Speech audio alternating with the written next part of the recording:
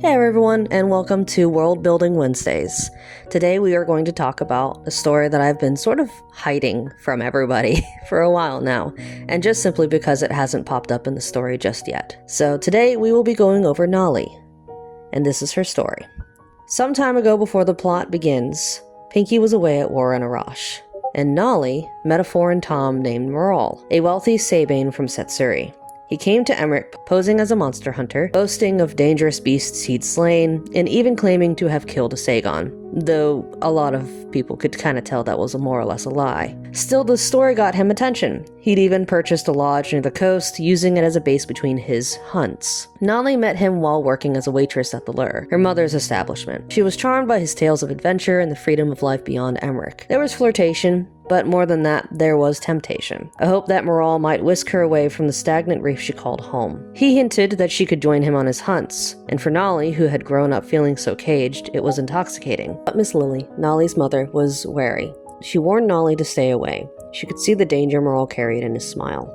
But of course, Nali didn't listen. She was too swept up in the hope of finding a better life outside of the oppression of Emmerich to see the red flags. And when Pinky finally returned from war, badly injured and bedridden, Nali was among the first to visit him. She confided in him about Moral, and at first Pinky seemed glad that she had found someone, until he began hearing more about him. Through Nali's stories and whispers from others, including Miss Lily, unease began to creep in. Pinky gently questioned how much Nali really knew about Moral and urged her to be careful. He even revealed that he'd been saving money, enough to help her leave Emmerich when she was ready. This was actually more or less a childhood promise, which I wrote about in the Everglow Hike. Nali was touched, but insisted she trusted Moral. She told Pinky to keep his money. Unbeknownst to them, Pinky's grandmother overheard their conversation. With Pinky's family fortune nearly gone, the knowledge of hidden savings was much too tempting for her. After Nali left for what she believed would be Moral's proposal, they confronted Pinky, reopened his wounds when he stood in the way, and stole everything he had set aside. He was left bleeding, broken, and alone on the floor of his family's mansion. Meanwhile, Nali arrived at Moral's lodge, expecting romance,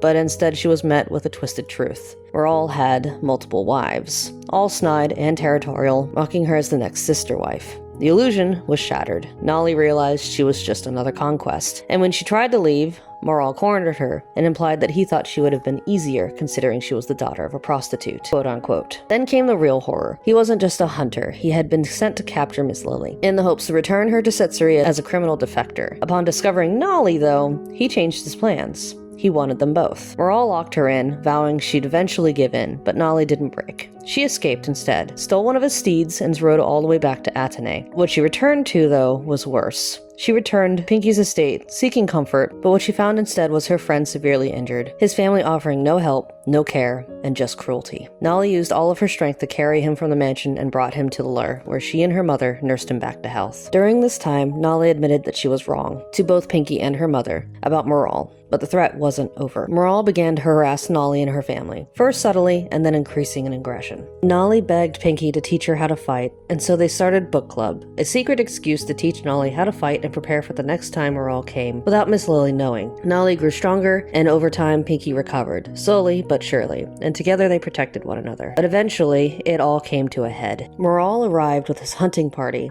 and began defacing and disrupting the establishment that Miss Lily had worked so hard to procure within Emmerich, threatening to burn it. Pinky took on Moral's goons despite his lingering injuries, and Nali faced Moral directly, fighting with everything she had learned. When she finally brought him down, she stood over him, breathless and burning with fury, and said, "Call them off, or I'll gut what is left of your pride." And with much hesitation and chagrin, Moral backed down. Afterwards, shaken but alive, Nali collapsed, and Pinky was there in an instant. Wrapping her in his arms, he held her, and her voice trembled as she asked if it was over. He nodded, saying that it was. From a distance, Miss Lily watched, silent, close, and holding on to the world like it might break again. And for a moment, she mistook this scene for something romantic. But what held them together wasn't that. It was platonic, rooted in years of childhood friendship, hardship, and shared experience. Unfortunately, as we see later in episode 3 of Starfish Lovers, Miss Lily takes that moment to heart. She becomes convinced that if anyone can keep her daughter safe, it's Pinky, and pushes relentlessly to see the two of them matched, much to their mutual dismay. Thanks for listening to this glimpse on the world of Starfish Lovers. This was just a slice of Nali's story for World Building Wednesday, and I can't wait to share more as the story unfolds. Until next time, have a good day or night, y'all.